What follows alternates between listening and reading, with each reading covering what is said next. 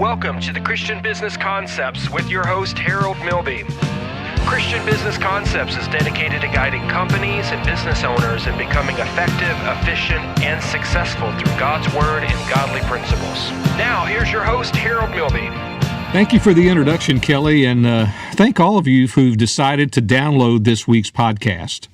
As I've said before, I really appreciate your support, and I am so humbled by those of you who listen to me weekly from around the world. I truly hope that this podcast will be an encouragement and will bring enlightenment, and it will empower you today. What do you think of when I say the names of Warren Buffett, Bill Marriott, Sir Richard Branson, Elon Musk, and Bill Gates? Now, you might think that they're all business owners. You might say that they're businesses that they own, and still others may think of their unique personalities, their personas, their success. But the one thing that they all have in common is that they're leaders. Now, yes, they are all unique in their own right, but they're still leaders. And what sets them apart in the world of leadership, and what sets you and I apart, is our leadership style. That's what sets a leader apart. Now, understanding the basic leadership styles is important, but know your unique leadership style, and knowing that is really one of the most important things that you can discover about yourself. I'm talking about self-awareness. I'm talking about learning something about yourself.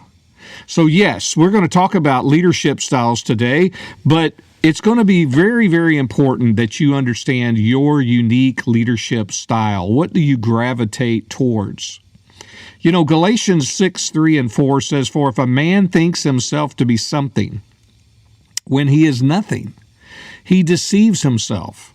But let every man prove his own work, and then shall he have rejoicing in himself alone, and not in another." In Psalms 139:23-24, it says, "Search me, O God, and know my heart. Try me, know my thoughts, and see if there be any wicked way in me, and lead me in the way of everlasting." These passages give us the understanding of the importance of really not only ourselves, but the importance of examining ourselves, to reflect on what makes us who we are, to discern our motives. I was taught by someone years and years ago about the importance of recognizing our motives. What is driving us? What drives me to do what I do? And self-examination, just as we talked about in Galatians. We need to make sure we're honest with ourselves, or we will deceive ourselves. According to most dictionaries, the definition of leadership is the action of leading a group of people or an organization. Now, let's take that that definition one step further to a logical conclusion. And that is, if you are a leader and nobody is following you, are you truly a leader? There's a difference in being in a position of leadership and being an actual leader. There are lots of people in the business world today that are in leadership positions, but nobody wants to follow them. There are many who have leadership roles, but people only follow them because they are in a leadership position. Now, let me encourage you to read a book that I've read a couple of times. It's actually called The 5 Levels of Leadership. It's by John Maxwell, who's a tremendous author. I got to tell you, he's a great read. It's great information. So I encourage you to get the 5 Levels of Leadership by John Maxwell, and then determine what level of leadership that you're in. What one of those 5, where are you at? And so take that exam of your own self, examine your own self, and determine where you're at. Now, if you want people to follow you, you need to develop, at a minimum, the following characteristics. At a minimum, okay?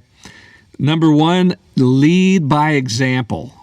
If you don't lead by example, if people cannot see you as an example, your leadership has no power, doesn't have any weight. It's as if your mouth is moving, but nothing's coming out. You know, my wife and I used to always tell our kids, saying and doing are 2 different things. So the question is, are you doing what you're saying?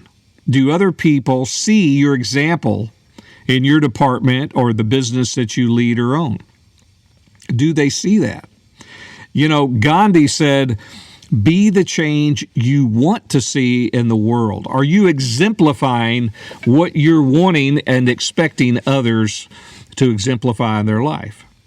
So lead by example. Number 2, lead with emotional intelligence. Now, what do I mean by that? Well, I mean, you've got to know your emotions. Look, we're emotional beings. We were created with emotions. And knowing your emotions and have control of your emotions, never let your emotions control you. Allowing your emotions to go unchecked a lot of times can cause a very toxic workplace. And really, nobody wants to follow a leader that has these great emotional mood swings, or someone you never know when their emotions are going to spill out onto those that they may lead. We've all been around those kind of people. But you've got to lead with emotional intelligence. You've got to recognize your emotions, keep your emotions in check. Don't let your emotions get the best of you, and don't let your emotions spill out on other people. So make sure you lead with emotional intelligence. Number 3, lead with clear expectation. You know, many people think they have clearly communicated what they expect from others, but in reality, the people that have heard them are very unsure about what was just said. You've got to learn how to be a good communicator of what your expectations are to other people. Be sure to just make that extra step, take that extra step, and just ask people to repeat back to you what you just shared with them, to make sure that they understand. If you have expectations for people, make sure that they clearly understand what your expectations are. Number 4, lead with humility. Realize it's not about you. It's not all about you. Be willing to serve other people. Help others on their journey. You know, a good leader leads and people will follow, but a great leader creates other leaders. Let me say that again. A good leader leads and people follow, but a great leader creates other leaders. You know, there are many examples of companies who have, you know, several multi-million-dollar or people, multimillionaires who work for them who were not originally multimillionaires when they started with the company. There was a leader of that business, or maybe the business owner, who helped them become millionaires. They helped to create leaders. Make sure that, you know, when you lead with humility, make sure that you are respectful. You know, be honest, be caring. You know, there's a lot of people who've said, well, it's always lonely at the top. But, you know, if you're a great leader, you learn to take people with you on that journey to the top. And then it's not lonely. So be sure to lead with humility. You know, Philippians 2:3 says, let nothing be done through strife or vainglory, but in lowliness of mind, let each esteem other better than themselves. So again, lead with humility. Number 5, lead with passion. If you're not passionate about what you do, the product you sell or build, or the service you offer, how can you expect really anybody to be passionate about it either? I mean, do everything that you can to show your passion. Learn to speak with passion. Learn to do things with passion. I mean, why would anybody want to follow somebody who's not passionate about what they're doing? All right, so, we talked about having some very foundational characteristics here of how to be or how to have people follow you. But let's talk about these 8, what I consider to be the 8 basic and foundational leadership styles and their strengths and weaknesses. All right, so let's go through these. Number 1 is the democratic leadership style. Now, these people lead by encouraging people to participate. This is a type leader who creates ownership in those that they lead. And though they may be the final decision maker, they take into consideration the opinion and ideas of other people. Now, this style of leadership also helps other people grow in their responsibilities. They begin to accept more responsibilities. But it really, it's really done on a consensus basis. Now, the downside to this type of leadership style, it's like a church putting something into a committee. If you put something in a committee, that's typically where it's going to die. It's very difficult to get a group of people to come together and build a consensus. And what happens in those kinds of situations, progress just kind of comes to a grinding halt. So that's the democratic style. Number 2, the autocratic style. It's the opposite of the democratic style. The autocratic style makes decisions without the input from other people, and they expect those decisions to be carried out without question. And this type of leadership a style is not good really for the long term. It can result in employees that are short term, and there are times when this leadership style is needed, like maybe times of distress or major changes in a business. But once the crisis has passed, you're going to have to switch gears. The negative effects of this style of leadership can really be the development of employees who become hurt or mindless, or they just don't care. They feel ignored and hemmed in or restricted. So that's the autocratic style. The number 3, the bureaucratic style. This is the kind of leadership that can be seen in businesses or organizations who've been very successful.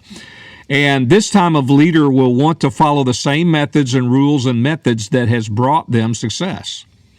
And this kind of leadership, it can stifle creativity and imagination and innovation, as it kind of tends to, suppress those things in favor of doing what they've always done. What's brought them success in the past. The danger it becomes really apparent when a business fails because it failed to change when the market or maybe the customer makeup changed. But yet they just, toe the line. This is the way we've always done it. We've all heard that throughout our careers, right? Somebody said, well, that's the way we've always done it. And that's the danger of this kind of leadership style. Remember that famous quote by Henry Ford. He said, if you always do what you've always done, you'll always get what you've always got. So let's make sure that you understand that if you're a bureaucratic style leader, you're going to have to learn to change gears. Okay? Peter tended to be more of this style of leader. He was very rule-oriented. When you read the epistles of Peter, it was very black and white, very rule-oriented, and that was more Peter's style of leadership. All right, let's go on and let's look at number 4, visionary leadership style, or what others may call authoritative leadership style. Visionary leaders and authoritative leaders, they will lead by really bringing a lot of inspiration to other people.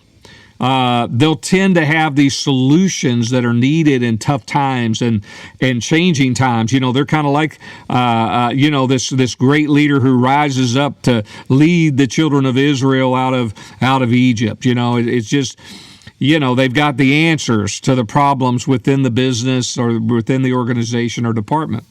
And people get so inspired that, hey, I want to go with this guy. I want to take this journey with them because they see where the leader's going and they want to go there too. They want to get to that same destination. The visionary leader is sometimes short on details. Now, that can be a problem. So they see that they want to go from point A, and then here's where we're going, point B. But in between point A and point B, there's a lot of details that are needed, and a lot of times an authoritative or a visionary leader do not have those details. I mean, one of the greatest examples that we can have today of that kind of a leader is John F. Kennedy or Martin Luther King. John F. Kennedy made that statement that he wanted to be able to take us to the moon and back in 10 years.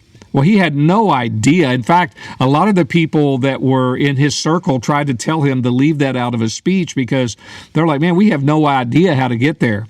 But he had this inspiration that went through all the scientists and all of the people that was a part of that program, and that he inspired them to get us to the moon, and we did it in less than 10 years. Now, these types of leaders sometimes can seem to be like overbearing. It's kind of like, oh, it's my way or the highway kind of a leader. It's going to be important for those types of leaders to be sure that they own their mistakes. If they make a mistake, they got to own it publicly.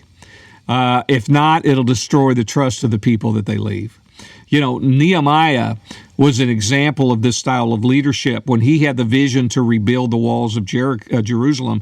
And so he went to Jerusalem, and it's a great book of the Bible to read if you ever get a chance. It really gives you a lot of information about vision and about obstacles to vision and that kind of a thing.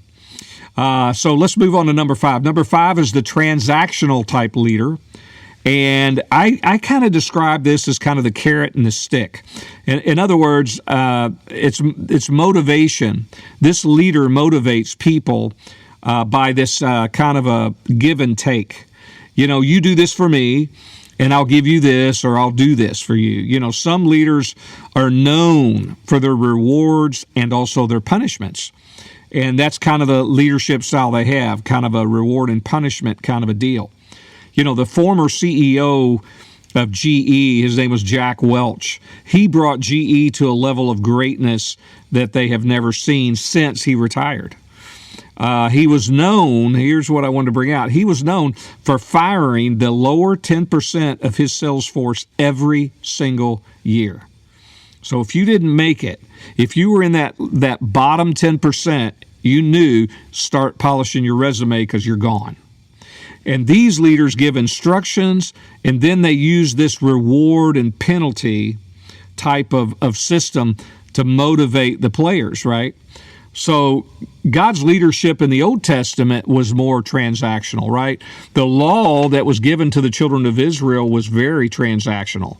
He said, if you obey my commandments, you'll be blessed.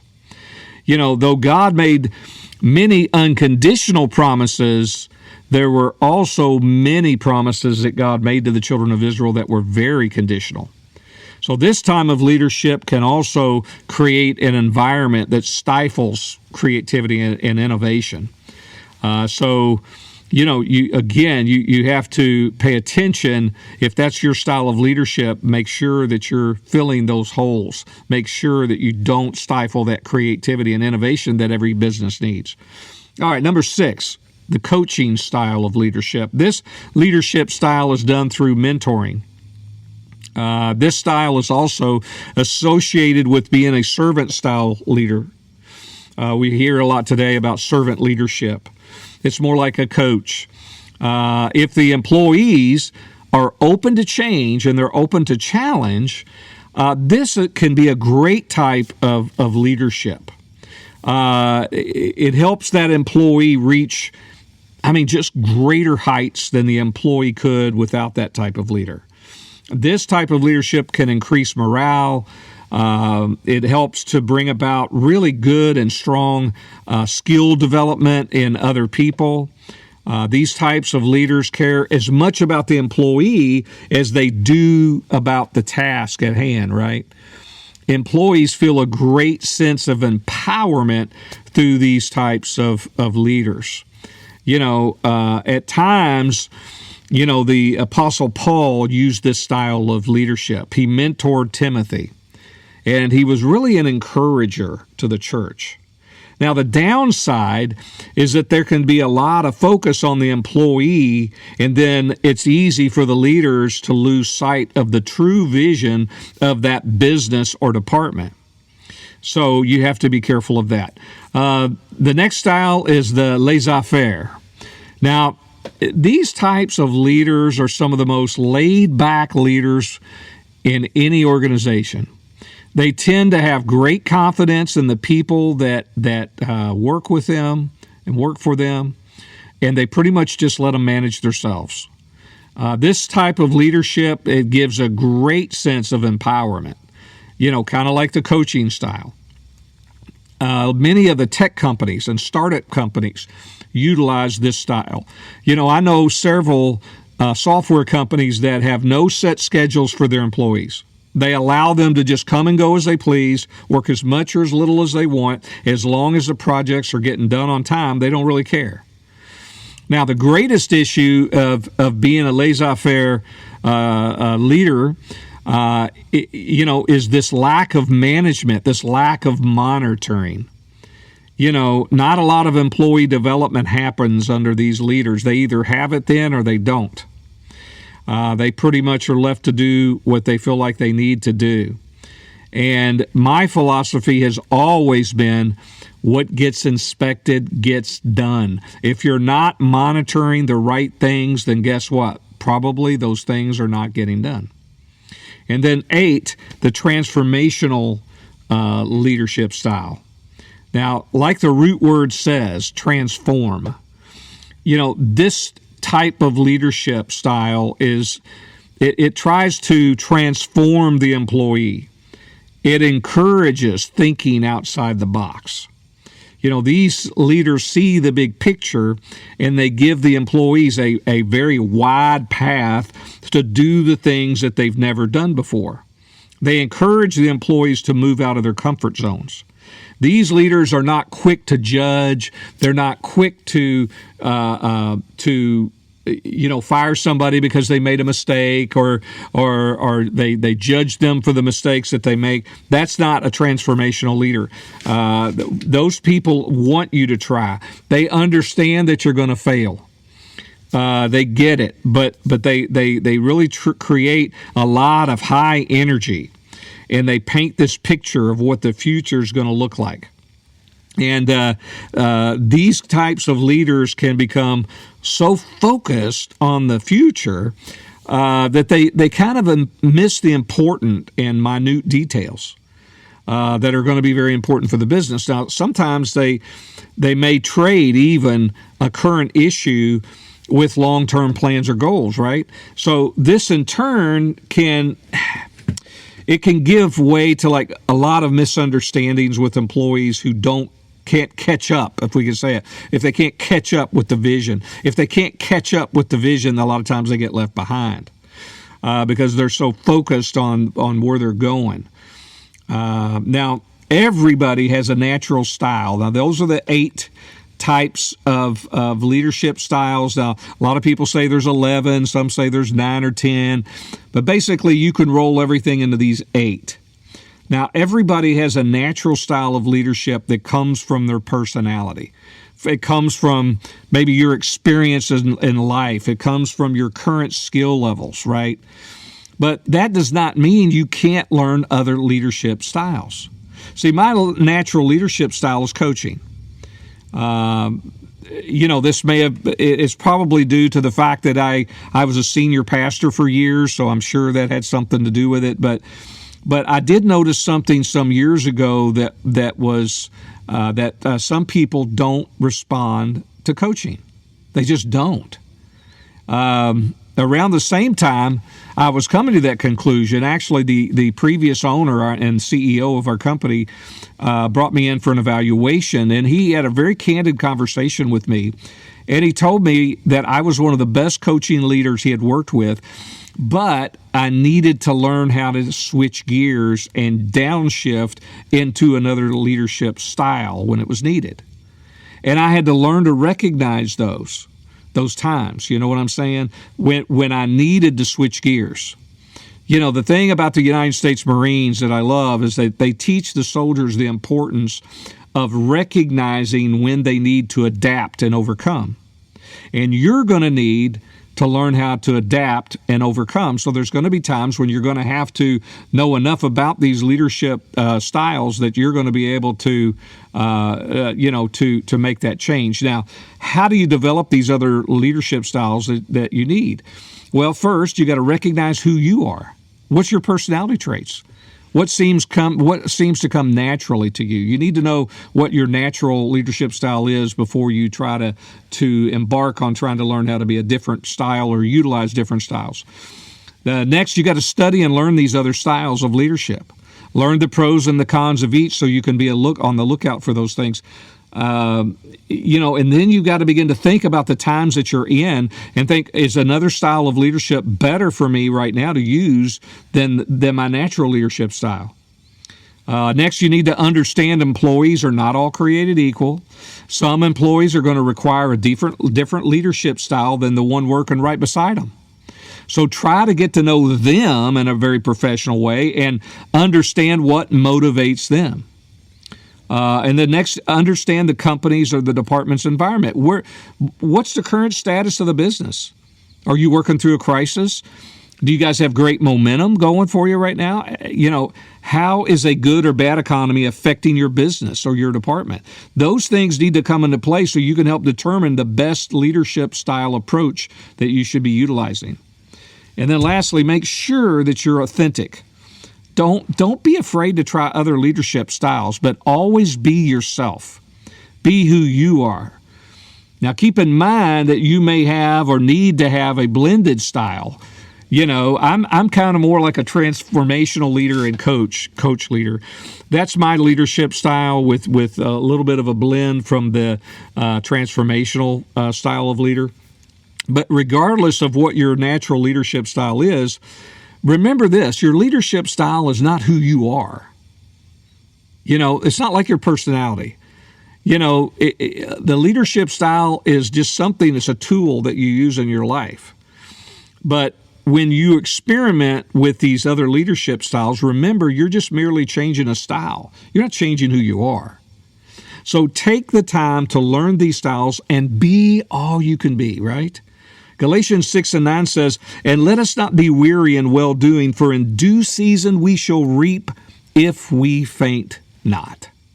Lord, I thank you today for all of those listening to today's podcast. I pray, Lord, that this has been insightful for them, and that their minds and their hearts were open today, Lord, to receive this podcast. Lord, help those listening to become great leaders in the name of Jesus. Amen. Hey, thanks again for listening to today's podcast, and be sure to write a review and tell others about it if you've been blessed. But until next time, remember, Jesus is Lord, and He wants you blessed. Thank you for tuning into this week's Christian Business Concepts podcast. Go to ChristianBusinessConcepts.com for more information and resources. Be sure to check out other podcasts that will help you take your business and your personal life to a whole new level of success.